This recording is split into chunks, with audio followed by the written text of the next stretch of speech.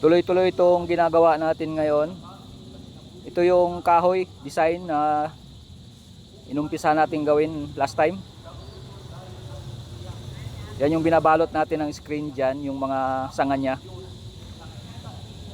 Sineset up lang natin ng maayos dito sa kabila. At yung mga sanga naman papunta dun sa kabila.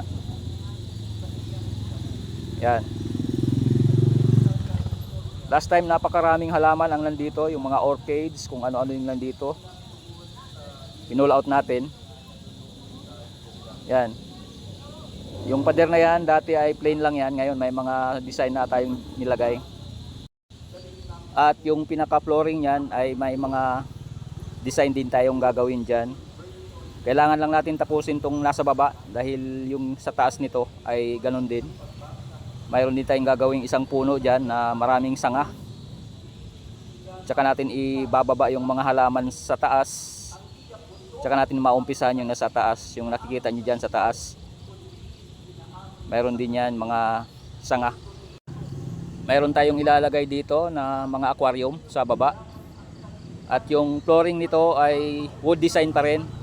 Naka bolt and strap. Kaya pag natapos ito ay magiging napakaganda tingnan ito. Tsaka yung sa taas pag natapos magiging parang pinaka-canopy niya yung mga sanga na gagawin natin na nakakalat dyan sa taas. Papakita namin sa inyo mga kabersatil pag ito ay natapos sa hinaharap.